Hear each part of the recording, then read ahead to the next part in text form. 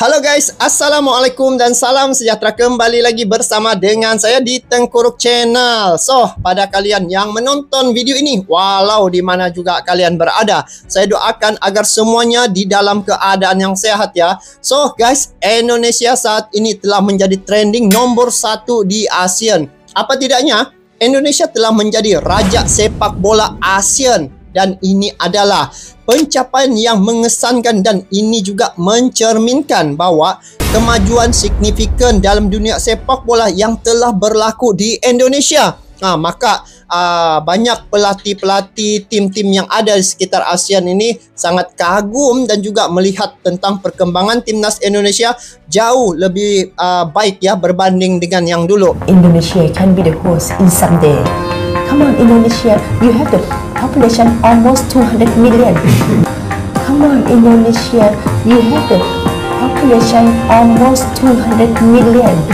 Nah, jadi guys, pada perlawanan terakhir Indonesia telah mengalahkan timnas Filipina, maka di situ terciptalah satu sejarah untuk timnas Indonesia, dan sejarah itu telah disaksikan oleh hampir 80.000 jumlah penonton yang hadir di Stadion Gelora Bung Karno. Tidak termasuk lagi yang memberi dukungan di luar ya. Indonesia hampir 300 juta jiwa penduduk dalam Indonesia tuh. Jadi doa-doa seluruh rakyat Indonesia telah terkabul, dan Indonesia adalah antara negara satu-satunya yang menjadi wakil di ASEAN ini untuk ke putaran ketiga ya dalam kualifikasi Piala Dunia 2026. Nah, guys, kita melihat di sini Indonesia ya saat ini merupakan satu tim yang mana timnya ini adalah tim yang mempunyai satu keunikan.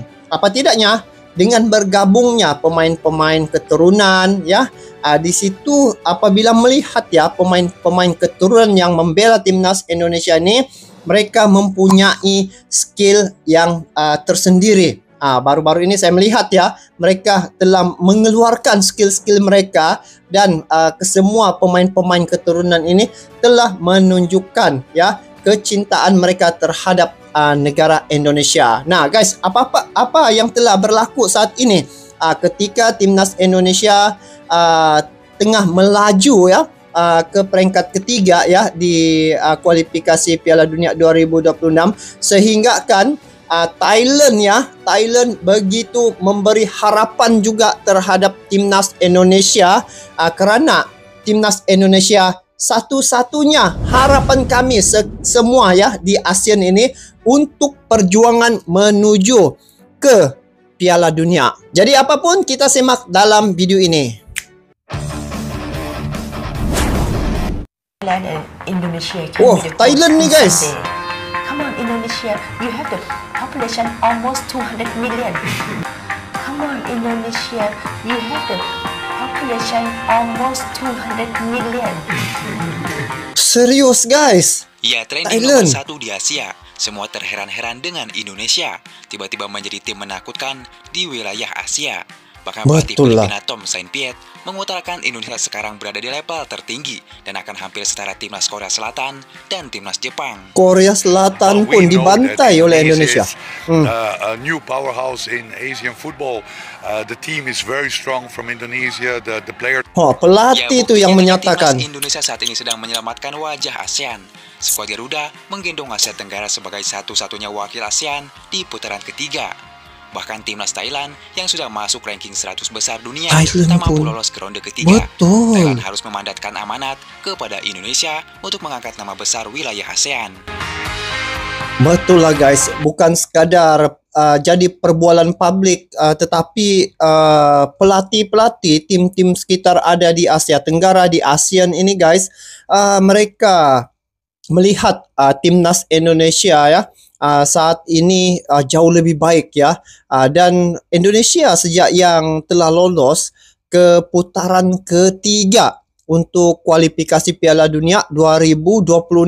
Nah, jadi ini akan memperkuatkan lagi semangat pemain-pemain timnas Indonesia apabila ASEAN ya guys, se-ASEAN mendoakan perjuangan timnas Indonesia kerana mewakili ASEAN untuk ke Piala Dunia.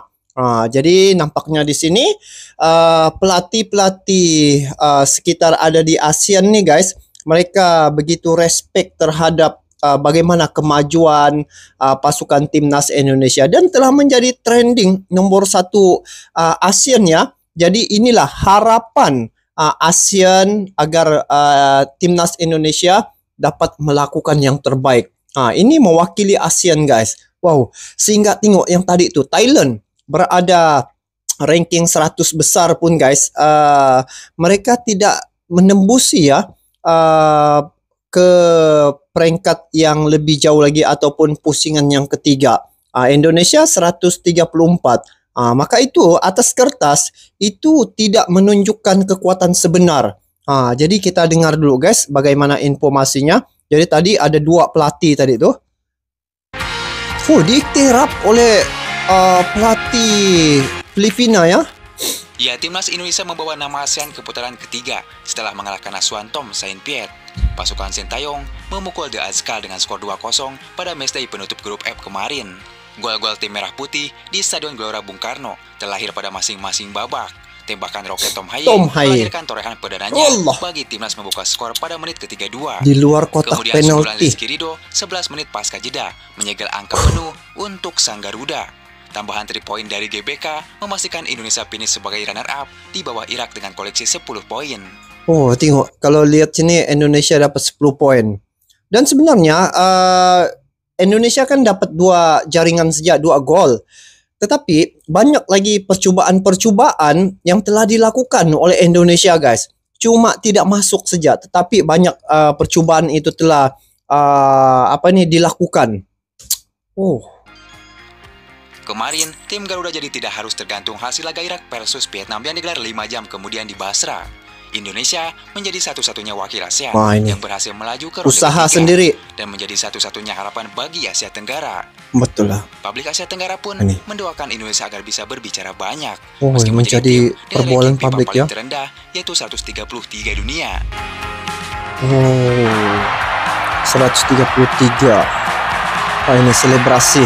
Tengok pendokong-pendokong setelah selesai perlawanan ramai ya. Melihat klasemen sendiri, 2 rival regional di grup F. Timnas Vietnam dan Filipina berakhir dengan posisi di bawah Sang Garuda.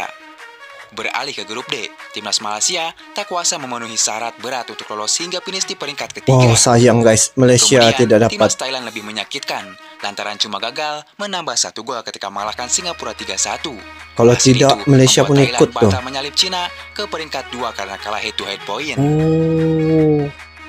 Ya, dengan begitu, satu-satunya tim yang bisa bersaing.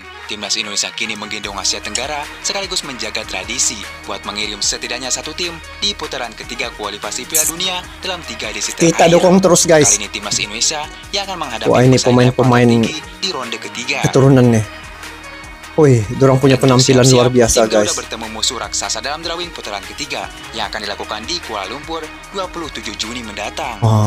Drawing nanti. Dalam format terbaru, tahap ini diikuti 18 tim yang disebar ke dalam 3 grup berisi masing-masing 6 negara. 2 tim teratas berhak lolos langsung ke Piala Dunia 2026. Adapun tim peringkat 3 dan 4 akan diadu kembali dan melanjutkan perjalanan di putaran keempat. Ini skemanya ya. Nanti, peluang timnas Indonesia segrup dengan musuh elit semodel Jepang, Korea Selatan, Iran atau Arab Saudi. Kuat peluangnya guys. sangat besar. Drawing ini akan ditentukan berdasar peringkat FIFA terbaru per 20 Juni 2024 nanti. Ini guys. Dia punya grup pot 1 sampai pot 6. Tentu jangan sampai Indonesia diobok-obok di ronde ketiga. Pasalnya melihat pengalaman Thailand dan Vietnam di ronde ketiga waktu lalu, mereka habis tak berdaya menjadi juru kunci. Lihatlah Thailand pada saat kualifikasi Piala Dunia 2018. Thailand diobok-obok Jepang dan Arab Saudi hingga akhirnya jadi penghuni juru kunci dengan 2 poin. Kemudian Vietnam juga habis tak berkutik di ronde ketiga kualifikasi Piala Dunia 2022.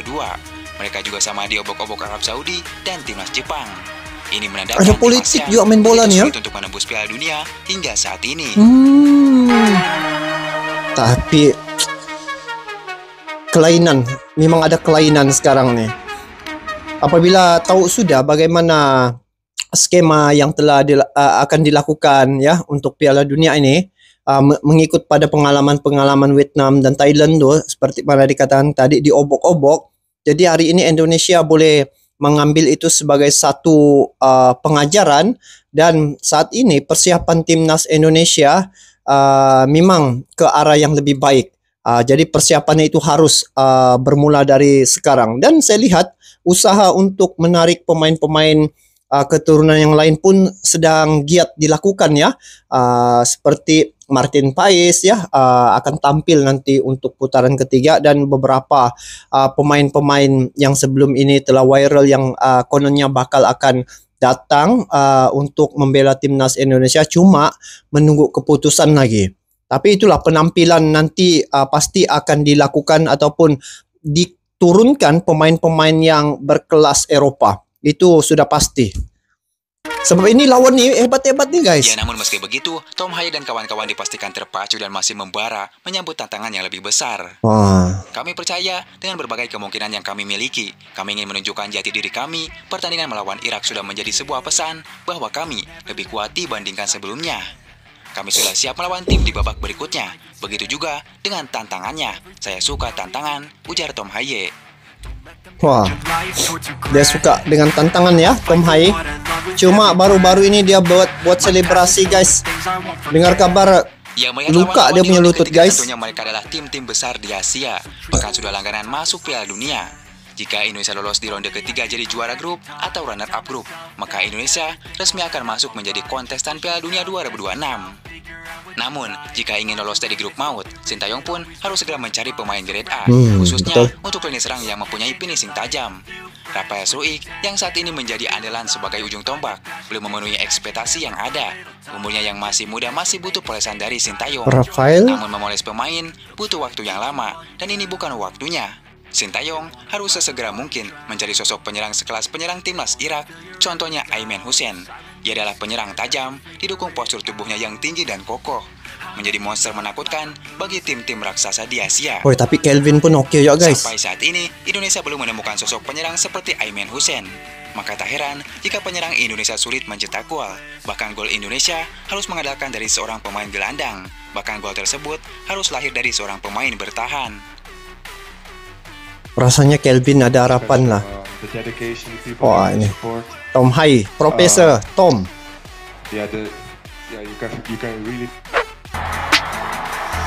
Oh, ini juga ramai betul pendukung. Lolos ke ronde ketiga kualifikasi Piala Dunia 2026 termasuk timnas Indonesia. Wah, ini yang negara-negara yang akan masuk. Satu-satunya pelatih pertama dalam sejarah sepak bola Indonesia yang membawa lolos ke ronde ketiga kualifikasi Piala Dunia. Oh.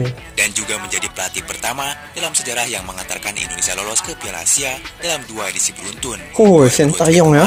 Dan Piala Asia 2027. Bagus reputasinya nih kalau gini.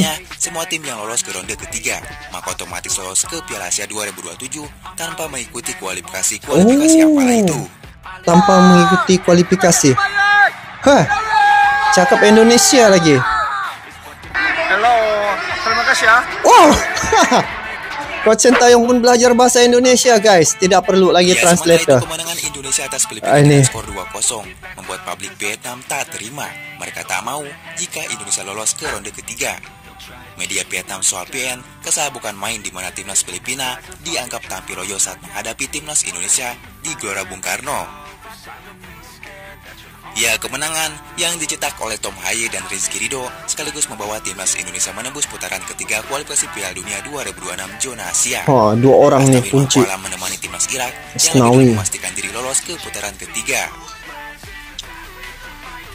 Ya, sayangnya keberhasilan timnas Indonesia itu membuat Vietnam kesal, sebab timnas Vietnam dipastikan gagal lolos ke babak selanjutnya karena Indonesia menang atas Filipina. Ditambah timnas Vietnam juga babak belur di kandang Irak dengan skor 3-1. Inilah yang membuat Vietnam pun ada hati ya juga. Tim Vietnam sangat putus asa, mimpi menciptakan mukjizat hancur ketika Filipina sangat loyo melawan Indonesia, ujar publik Vietnam. Begitu kisahnya berkaitan dengan perkembangan sepak bola dan juga apa yang bakal akan ditempuh oleh timnas Indonesia untuk kualifikasi Piala Dunia untuk putaran ketiga tahun 2026. Nah, jadi melihat pada video ini yang mana Thailand ya Lepas tu Filipina, mereka penuh pengharapan ya terhadap timnas Indonesia. Dan bukan sekadar dua negara ini, malah saya lihat ya seluruh ASEAN ini saat perjuangan timnas Indonesia menghadapi tim-tim lawan untuk kualifikasi Piala Dunia 2026 untuk putaran ketiga ni, semua mengharapkan dan mendoakan pada timnas Indonesia. Dan apabila melihat bagaimana Pak Erick Thohir memberi tekanan dan juga memberi dokongan terhadap timnas Indonesia cukup luar biasa ya, sehingga dia inginkan menambah kekuatan itu lagi, dan supportnya terhadap timnas Indonesia memang cukup baik ya. Dan Indonesia saat ini menjadi raja sepak bola ASEAN, dan ini adalah pencapaian yang sangat mengesankan dan mencerminkan kemajuan yang signifikan dalam dunia sepak bola pada negara Indonesia itu. Dan ini juga adalah kerana diasuh ataupun dilatih oleh coach yang sangat berpengalaman. Jadi dari segi pelatih dan juga staf yang berkelas, Indonesia dapat satu titik yang mana bermulanya kekuatan timnas Indonesia, dan telah berhasil baru-baru ini, dan sehingga antara negara satu-satunya yang ada di ASEAN ini ya menjadi wakil dan lolos ke putaran ketiga. Jadi isu ini masih lagi hangat diperkatakan, bukan saja media Thailand, media Vietnam, media Filipina, malah di Malaysia juga masih lagi cerita tentang timnas Indonesia ni masih hangat diperkatakan.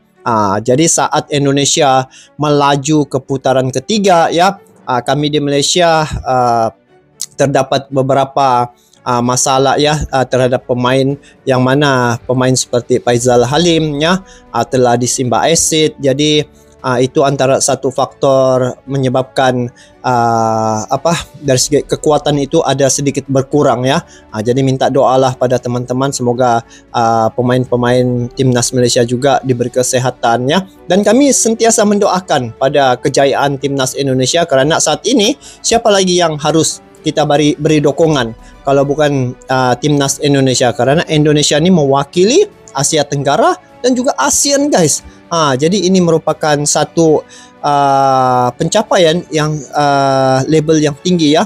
Dan untuk ke depan ni saya yakin dan percaya usaha timnas Indonesia bukan setakat menentang Filipina itu menjadi satu ukuran, tetapi kekuatan timnas Indonesia telah terbukti ketika menentang tim yang lebih tinggi lagi ranking daripada timnas Indonesia seperti Korea Selatan. Jadi guys, itulah timnas Indonesia adalah harapan kami satu-satunya. Jadi bagaimana pandangan kalian tentang perkara ini? Nanti komen di bawah. Sampai jumpa lagi. Assalamualaikum warahmatullahi wabarakatuh.